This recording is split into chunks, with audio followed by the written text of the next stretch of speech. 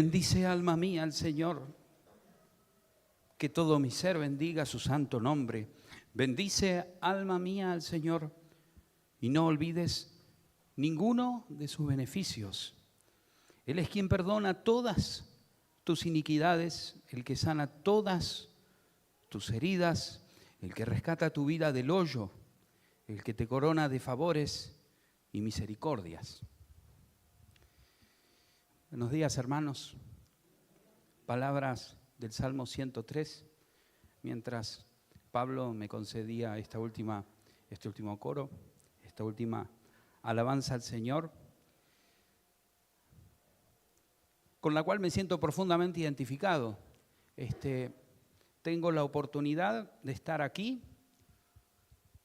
y poder hacer lo que muchos de ustedes hacen todo el tiempo conmigo, dar testimonio, compartir el testimonio. A veces creemos que el testimonio es algo que se dice. El testimonio, nosotros sabemos que es algo que se vive. Pero voy a compartir una parte hoy, porque mi pasado ha tenido ciertas particularidades. Ahora es difícil comenzar a hablar acerca de un acto tan trascendental en mi vida que sucedió hace 5 años, como es la rendición total ante la gracia de nuestro Señor Jesucristo. Por eso quería empezar con estas palabras de bendición. La primera vez que estoy aquí y quería comenzar bendiciendo y dando gracias al Señor por todo lo que ha hecho por mí. Algunitas cosas les podré compartir en esta mañana. ¿Por dónde comenzar? ¿Por dónde debo? Es muy difícil, saben la pregunta, por eso tengo aquí algunos machetes, pero creo que el título nos ayuda. Una vida rota en las manos de Dios. Una vida rota en las manos de Dios. Bueno, seguramente muchos de los que están aquí en esta mañana, o de los que están escuchando del otro lado, saben de qué estoy hablando, saben lo que es una vida rota, saben lo que es sentirse roto, haber estado roto o estar en este momento roto. Sin embargo, es muy difícil hablar en primera persona, dar un testimonio y que sea Él, el Señor, que es el único protagonista de que yo y todos nosotros estemos acá, sea el centro de todas y cada una de las cosas que yo en esta mañana cuente. Así que les pido por favor, si en algún momento Él no es el centro de mis palabras, aíslen a quien habla y mírenlo a Él, solo a Él. Porque fue mirando solo a Él que mi vida cambió por completo y por la cual estoy acá. Cosa insospechada para mí hace unos años. En este contexto de adoración y que compartimos la palabra del Señor, habitualmente voy a pedirle a los hermanos que podamos acompañarnos y darle un marco a mis palabras con la palabra del Señor y un relato con el cual me siento muy identificado porque mi vida ha tenido distintas etapas, pero yo creo que al menos este relato de curación que encontramos en Marcos 8, versículo 22, va a ayudarme seguro a que podamos ver esto de poder ser sanado, de poder recuperar la vista en 2 momentos. Nosotros estamos muy acostumbrados a que el Señor, cuando toca algo, inmediatamente lo transforma y lo convierte. Y claro que sí, pero a veces solamente su propósito, solamente su mente lo sabe. Por distintas razones tenemos que caminar y atravesar por distintas circunstancias para poder llegar a verlo. Vayan a saber cuántos años pasaron de la vida y cuántas cosas pasaron en la vida de este ciego de Betsaida que estaba allí. Y dice el texto, dice, vino Jesús a Betsaida y le trajeron un ciego y le rogaron que lo tocase. Entonces, tomando la mano del ciego, fíjense las cosas que hace Jesús, ¿no? Toma la mano del ciego, lo saca fuera de la aldea. Aquí el Señor está haciendo un acto tan soberano como el Padre en la creación, ¿no? Si no, no se entiende.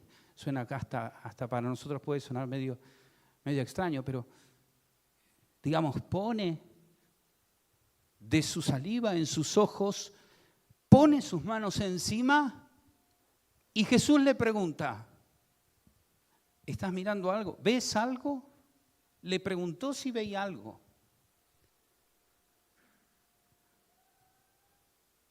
¿Pasamos? Él, el ciego, mirando, dijo, veo los hombres, veo a los hombres como árboles, pero que andan, que caminan. Veo, pero como árboles que caminan. Luego Jesús le puso otra vez las manos sobre los ojos y le hizo que mirase y fue restablecido. Y vio de lejos y claramente todas las cosas. Vio todo. Gracias, hermanos. De muchos males, heridas, perversiones, me rescató el Señor desde la niñez, en mi adolescencia, una niñez muy dura, como las de muchos seguramente que estamos acá en esta mañana, llena de llantos, violencia, dolores físicos, sufrimientos. Una adolescencia a la que llegué lleno de resentimientos, de culpas ajenas, de maldad, de odio, de rencores, de una sexualidad trastornada. La vida no escatimó en convidarme sufrimientos ni físicos, ni psicológicos, ni emocionales. Y tuve que atravesar pruebas muy dolorosas en mi vida, como muchos de ustedes seguramente de los que están acá. Pero cuando las manos divinas de nuestro Padre se posan sobre nosotros, sobre una vida rota, no puede sino ocurrir un milagro. Quisiera trazar un marco así general, sé que no dispongo de mucho tiempo, tengo 2 relojes aquí.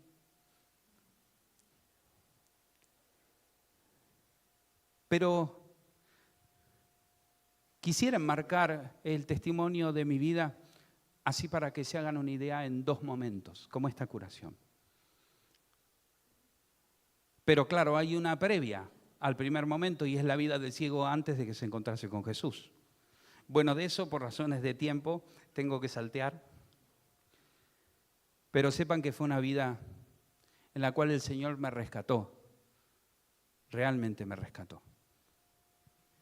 Tuve un encuentro con el Señor, un encuentro real con Cristo. No veía todo claramente, pero lo tuve. A los 16 años llevaba una vida, si alguno de mis conocidos me escucha, bueno, tengo que en realidad adelantar el final para que se entienda, para que no dar lugar para suspensos. Después de muchas y diversas vueltas que pasó mi vida, estoy aquí luego de 5 años de haber renunciado a ser lo que durante 23 años fui, que es ser ministro en la Iglesia Católica.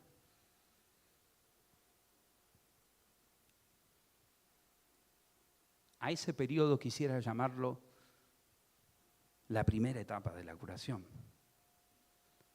porque la definitiva no puedo engañarla. La luz plena, y ya trataré de balbucear por qué, se dio cuando solamente, no pude ver ni mi pasado, no pude ver ni mis cosas, ni pude ver lo que era, ni pude ver lo que hacía, sino lo pude ver a Él. Solamente a Jesús.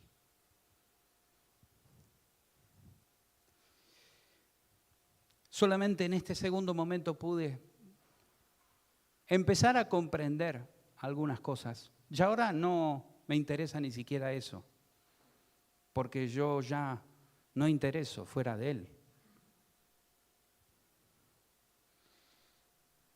Me rendí de una manera nueva a la cruz. Y 4 cosas me apunté que descubrí, por las cuales dejé el ministerio católico, por las cuales dejé todas las actividades que estaba realizando. Algunas les contaré. Pero 4 puntos, 4 cosas a las que llamo poder ver todas las cosas claramente. Lo primero, descubrí la suficiencia de la gracia de Dios.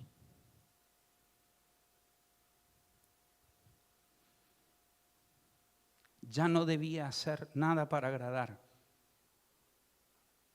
a nadie, pero a Dios tampoco.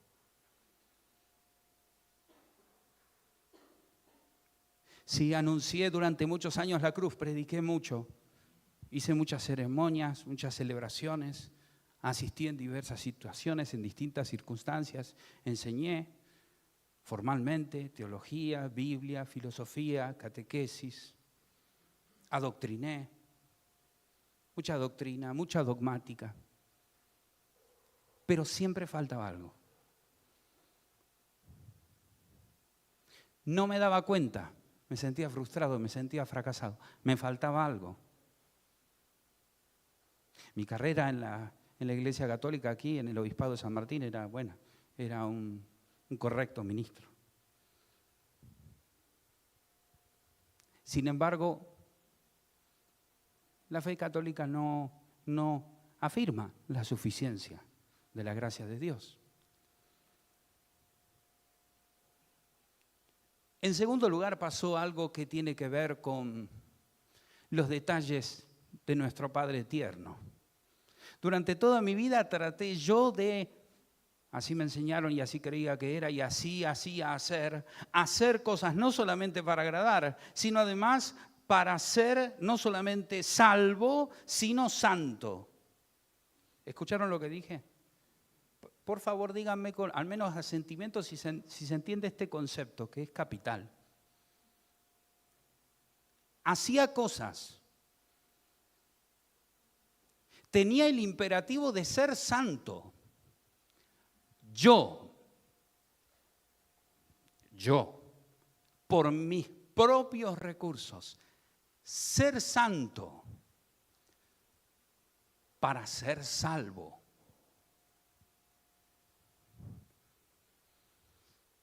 Hasta que Dios en su bondad, una mañana de febrero, me notificó en gozo y paz que era salvo. Pero por nada de lo que hice nunca en mi vida, sino por lo que Él hizo en la cruz.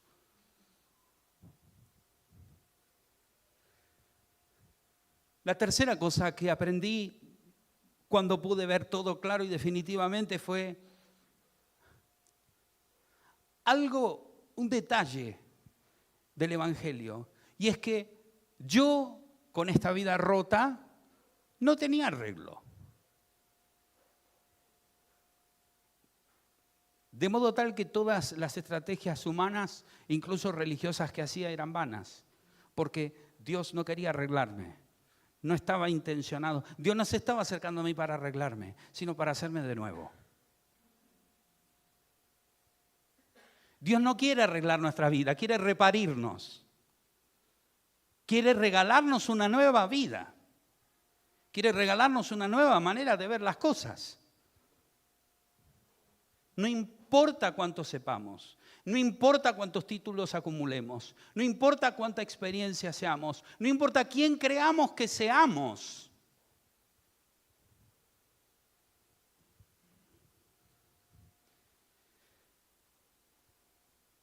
Lo único que importaba era todos esos esfuerzos, todos esos recursos de los cuales yo disponía, sí, ahora habían que ponerlos en práctica. Había que hacer una gran obra Una obra monumental para la cual contaba toda la ayuda. Usarla para adherirme y pegarme para siempre a la persona de Jesucristo resucitado. Vincularme a Él de una manera plena y definitiva. Pablo, basta, no lo intentes más. Se me venía una imagen a la mente. ¿Nunca vieron cuando era chico, en el árbol allí de la calle Belaustey, en Capital? Yo veía que algunos gorroncitos se caían del árbol, hacían sus nidos y algunos se caían. Y claro, su familia se iba y quedaba el gorroncito ahí, alguno con el ala mal y alguno que no podía. Y uno lo veía que intentaba volar, ¿no? Y uno decía de afuera, no se da cuenta que no va a poder volar. Y uno como que le daba pena, ¿no? Bueno, es como que di vuelta a la escena y me sentía así mirado por Dios, pero con ternura. ¿Querés agradarme? ¿En serio? ¿Querés hacer cosas para ser agradable ante mis ojos? Pero no te das cuenta que no. ¿No te das cuenta que mi hijo es el que me complace? Y si te vinculás a mi hijo, vos me complacés gratis. ¿Qué querés hacer? Mírate. No vas a poder volar. Esa fue otra cosa que me enseñó el Señor.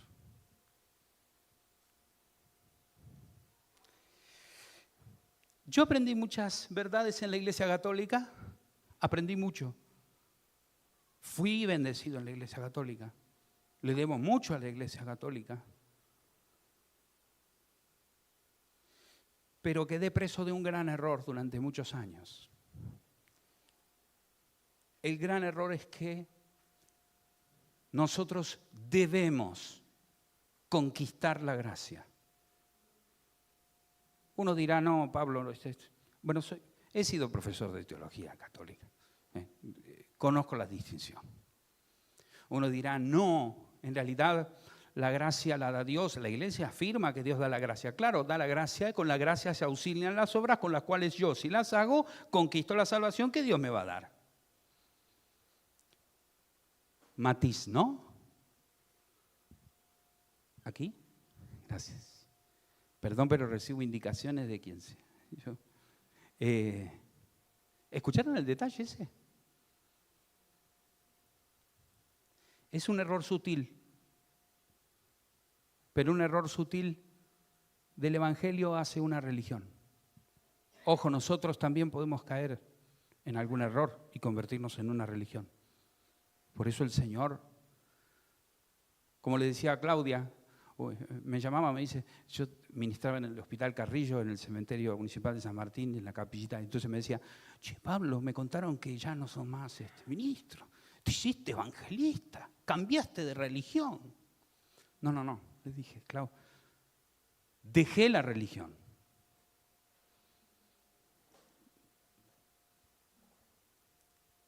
Y pido al Señor la gracia que me permita permanecer para siempre en adelante fiel a su palabra y su evangelio.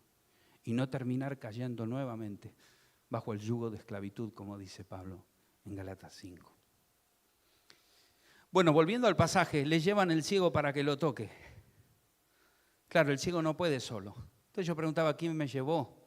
No me llevó nadie, me llevó solamente la palabra de Dios. Yo era profesor de escrituras, o sea, algo conocía, predicaba, digamos, acompañaba a gente, escuchaba, veía, algo veía muchas cosas, no hay que ser injusto, y veía con claridad muchas cosas. Sin embargo, fue necesario que el Señor me sacara de la aldea, me corriera del lugar donde estaba, me llevara al desierto, como dice Oseas, y me hablara al corazón. Y al corazón pronunció estas palabras. Puso mis manos encima y me dijo, Pablo, ¿qué ves? La segunda vez. pero ya no pude responder, solamente no pude sino arrodillarme a sus pies y tener que dejarlo todo. Claro, es difícil por ahí imaginarlo, comprendo. Sepan que el tiempo pasa, me siento un poco atormentado, son muchos años y es difícil resumir. Pero de los 0 años hasta los 16 años, yací en el mundo. De los 16 años hasta los 40, veía, fui ministro católico. Desde mis 40 hasta mis actuales 46. ¿Hay algo para ver que no sea Él?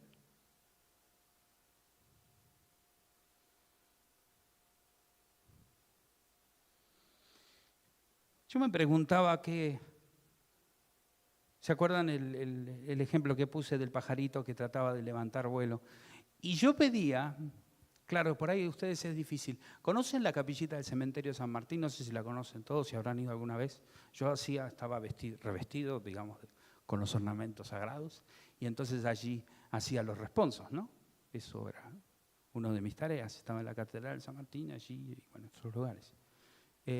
Y luego de hacer los responsos, iba cuando tenía un ratito y nadie me veía y me arrodillaba allí en un reclinatorio que había y repetía siempre la misma oración. Señor, quiero ser santo, quiero ser un siervo fiel, quiero ser un siervo santo.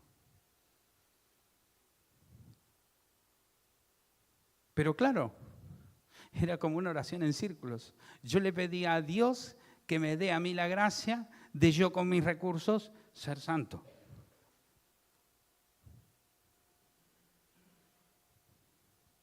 Por eso yo creo que el Señor se apiadó de esa oración.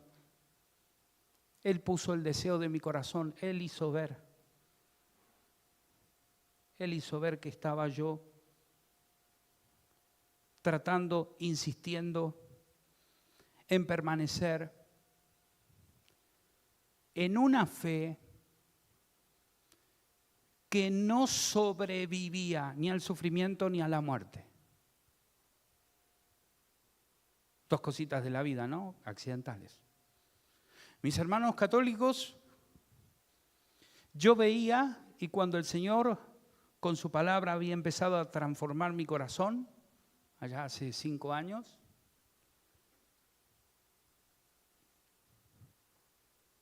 yo me daba cuenta cuando les tenía que dar las palabras a los familiares, los difuntos, utilizaba la Biblia, hablaba de esperanza, hablaba de vida, y todos lloraban, todos sufrían. Y yo tomaba el ritual y después de haber fallecido la persona le pedí a Dios que tenga misericordia de él y la familia tranquilizaban todas sus conciencias. Repetíamos los amenes correspondientes y la tarea era realizada. Y yo me iba a casa y me sentía mal. Me sentía mal.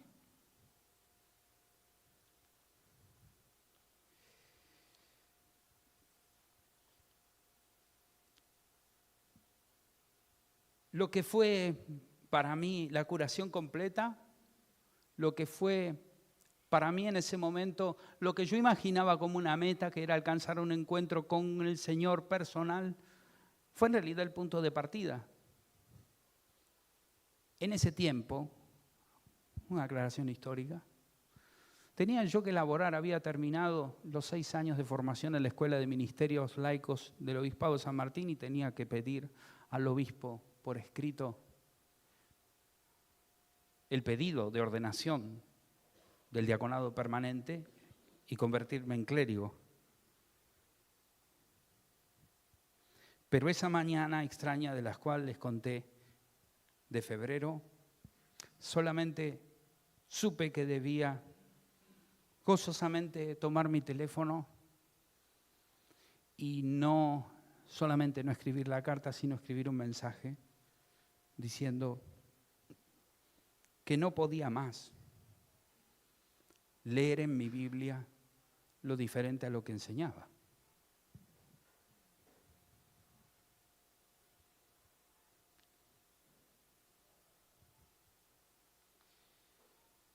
Como verán, paso páginas. La consigna de mi esposa fue: Pablo, habla con el corazón, aunque me revisó los papeles. Le pedí. También otro hermano que está aquí entre nosotros, a quien le agradezco con mi corazón. Bueno, el Señor hace lo que siempre hizo, cambia corazones, seguía haciendo, y fue sobre todo vinculándome a la Biblia de una manera nueva. La conocía, hacía unos 20 años tenía formación en lenguas bíblicas, leía, como decía un profesor, pasen los ojos por las letritas, y eso a veces parece que hacía, pasaba los ojos por las letritas. Hablaba prolijo, hablaba correcto, y también hablaba con el corazón, vamos. No es que tenemos una Biblia distinta a católicos y evangélicos, protestantes, ¿cómo se nominarán? Todavía no soy muy canchero con eso de las nominaciones. Me gusta evangélico porque es del evangelio y ya. Pero mi relación con la Biblia y con el Señor personal fueron desplazándolo todo. Tenía que dejarlo todo. No tenía ninguna alternativa. Sabía que iba a ser una decisión complicada, pero era una decisión necesaria para mi vida. Tenía que dejar, miren, el cementerio. La lista es muy larga, pero resumo. El trabajo en el cementerio. Acompañar a muchas personas que habían perdido familiares, que era algo que me llenaba mucho el corazón.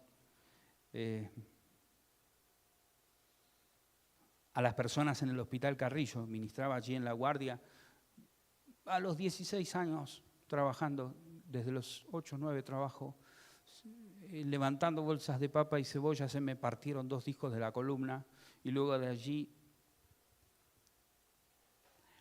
por eso no pude ser sacerdote, tuve que salir del seminario cuando tenía 23 años para una cirugía de columna. Pensaba volver, pero me hicieron una mala cirugía, así que tuve que regresar. Pero no me amedrentó. Aún así, todo a la rastra volví al seminario, pero me agarró una infección abdominal, me tuve que ir del seminario. Entonces llegué y mis padres se habían separado, así que mi madre también no regresé.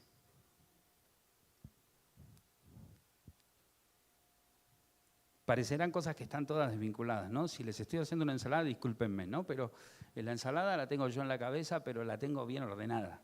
Porque son todas cosas que Dios fue haciendo y entretejiendo con su gracia a lo largo de mi vida y me llevaron a hoy a poder no estar acá, a poder estar allí hace un rato sentado, adorando y alabando al Señor con mis hermanos. Ahora estoy compartiendo. El Señor reinventó mi vida, me cambió el corazón. El gozo y la alegría de la salvación. Esa mañana apareció eso, el gozo y la alegría de la salvación. Pablo,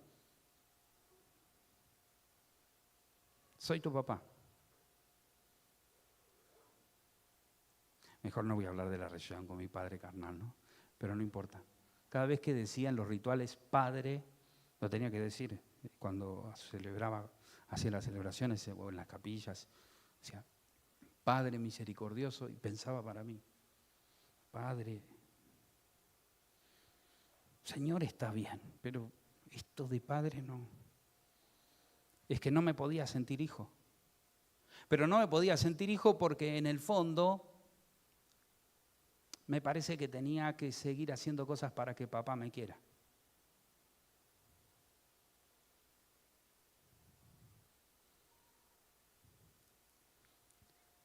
Pero Dios es bueno. Entonces apareció y dijo, yo soy tu padre. Así como no me importó nada cuando te rescaté a los 16, no me importa ahora nada de lo que seas, de lo que sos. Me importa lo que yo te hago. Y yo hago nuevas todas las cosas. Y te quiero hacer de nuevo. Como dice Hebreos 11:8, yo como Abraham, no me quiero compararse, pero dice, Abraham salió, pero no sabía dónde iba. Creo que algo empiezo a ver, pero la verdad. Termino. No creo que ya vea todo y perfectamente. Sí creo que veo auténticamente. Sí.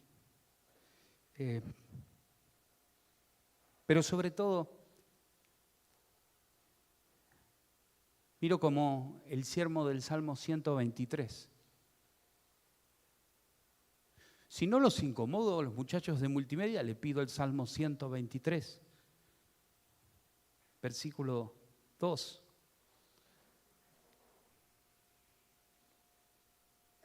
Disculpen, pero es muy bonito.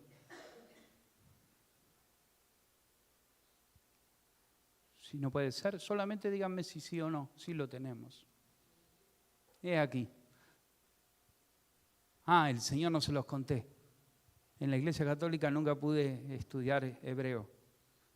Una de las cosas que pasaron en mi vida, con estas casualidades de las que estoy hablando, es que el Señor me regaló una amistad con un pastor bautista, que lo único que hacía era hablar de la cruz y lo único que hacía era hablar de la palabra de Dios. Rarísimo el tipo. Además, una vez dijo una palabra que no puedo aquí profundizar, pero que me cambió la vida de una manera radical, o mejor dicho, cambió toda lo que se llama mi teología, mi manera de ver a Dios, de pensar a Dios. Un día lo escuché en una prédica. Yo iba como ministro a la catedral. Tengo 5, me da un poquito más, ¿sí? Yo iba a la catedral, ¿no?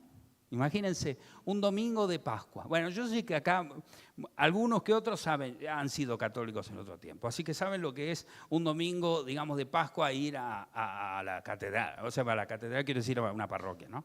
A celebrar la Pascua del Señor a la noche, ¿no? Entonces yo todo contento y se me ocurrió, esa cosa de la vida, poner un mensaje de este pastor Israel, español, que vaya a saber por qué casualidad apareció ahí, que llamaba Getsemaní, el triunfo del amor.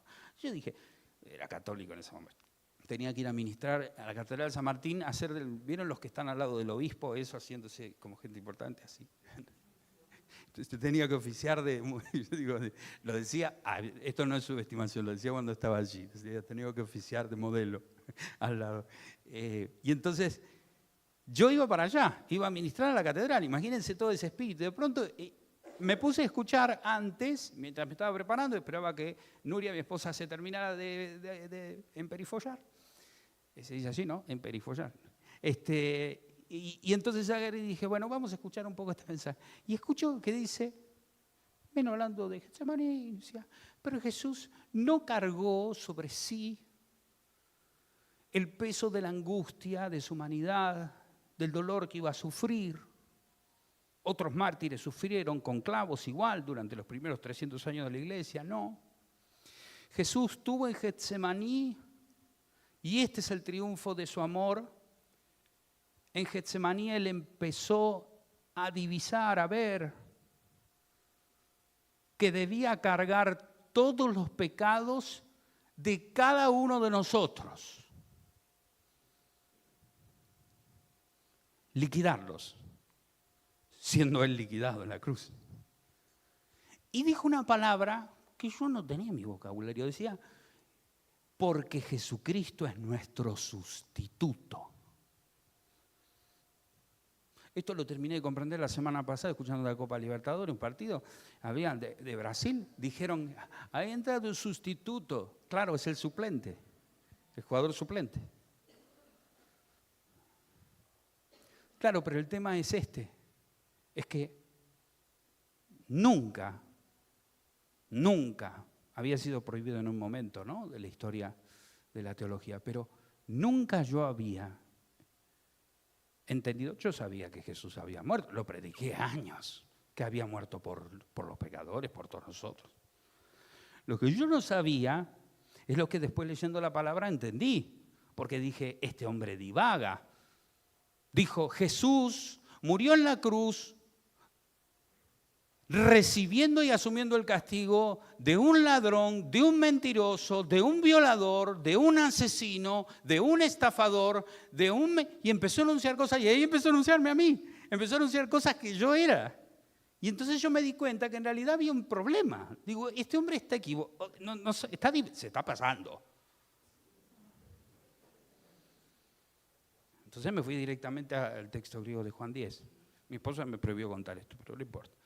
Me fui al texto de Juan 10. Dice, el buen pastor da su vida por las ovejas. Pero claro, en griego, ¿sabe lo que se lee? En griego se lee, el pastor, excelente, el pastor, que es él, pone la vida, como quien pone la cara, pone la vida en el lugar de las ovejas de él. No murió por el mundo.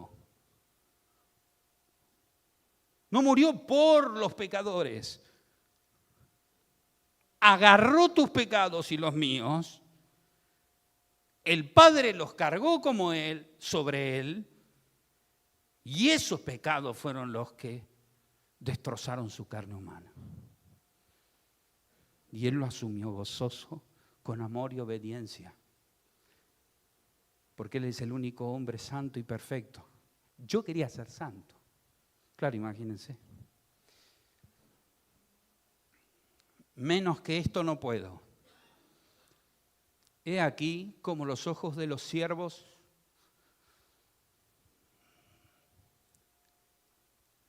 déjenme leerlo, yo miro esto, pero voy a...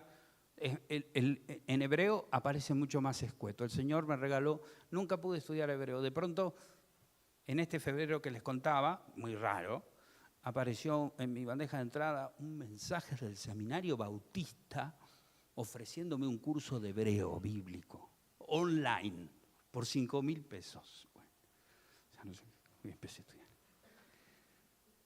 Como los ojos de los siervos sobre la mano de los señores, como los ojos de la sierva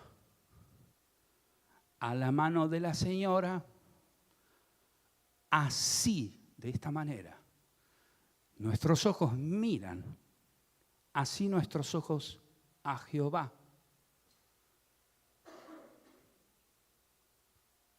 Esperando misericordia. Se puede traducir también gracia. En eso me he convertido en un mendigo de la gracia que he recibido, digo de más gracia, pero gracia para servir ahora, no gracia para pavonearme, o gracia para seguir sirviendo, o para servir de una manera especial. Porque al final creo que entendí esto que dice la Biblia. Si un hombre ofreciera todos los bienes que tiene a cambio del amor, voy a leerlo de vuelta. Si un hombre ofreciera todo lo que tiene a cambio del amor, ciertamente sería despreciado.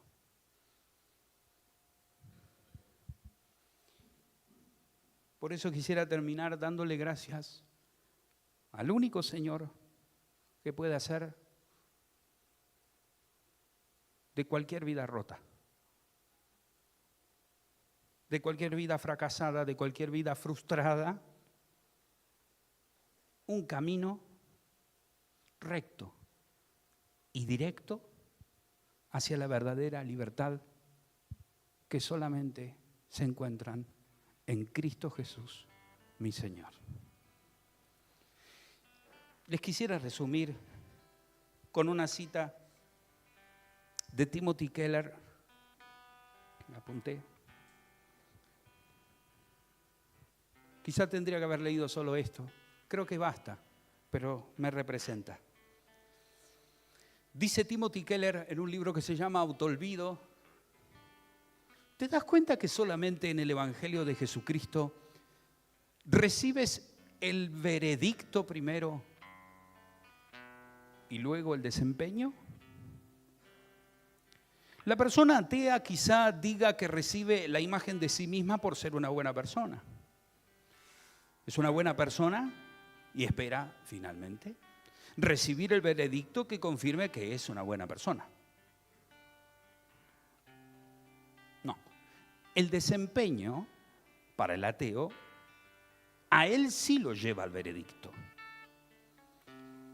Esto significa que quien no tiene la fe puesta en Dios, todos los días está en un juicio. Ese es el problema. Pero el apóstol Pablo dice que en el cristianismo es el veredicto el que lleva al desempeño. No es el desempeño lo que lleva al veredicto. Dios dice, Mateo 3, en el bautismo de Jesús, este es mi Hijo amado, en Él me complazco. O Pablo en Romanos 8, no hay condenación para los que ya están en Cristo Jesús. En el cristianismo, y acá digo esto, yo puedo decir esto. Yo desde hace 5 años puedo decir esto. Y creo en esto.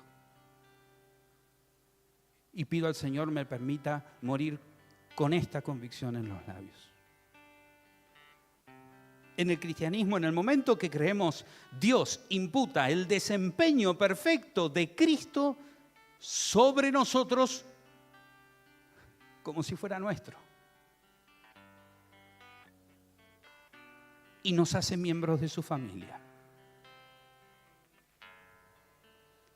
En otras palabras, Dios ahora sí puede decir, como lo dijo una vez de Cristo, este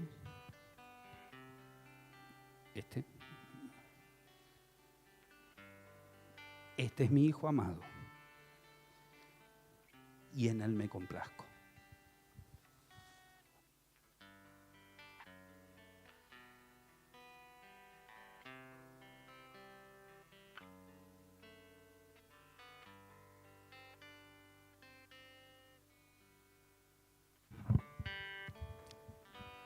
Todos tenemos una historia, ¿no es cierto?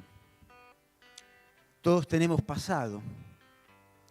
Y si hoy estás acá es porque Dios estuvo transitando este tiempo para compartir esta mañana de domingo con vos.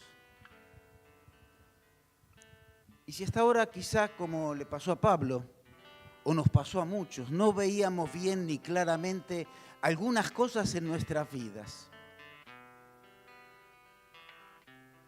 Qué lindo sería que por más que estemos en agosto, sea como ese febrero en la vida de Pablo y puedas empezar a ver solamente a Jesús. Como aquellos discípulos que en el monte de la Transfiguración, es decir, en un monte donde pudieron encontrarse con Jesús, dejaron de ver a Moisés, a la ley, a la religión, dejaron de ver a los profetas representados en Elías, y lo único que terminaron viendo es a Jesús.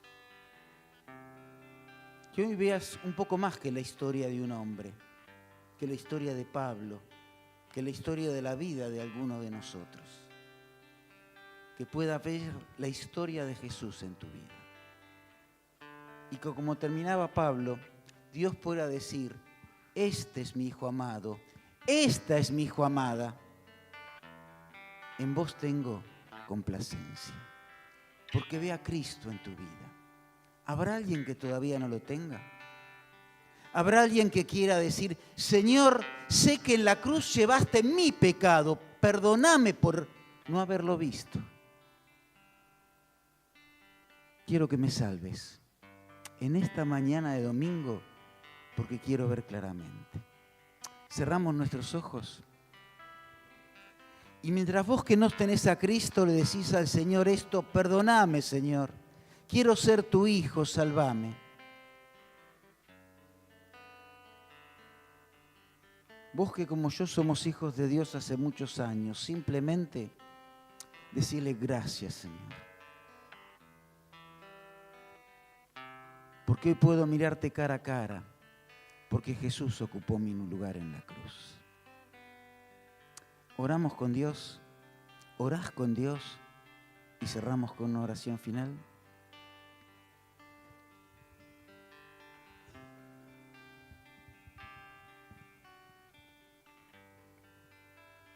Padre, gracias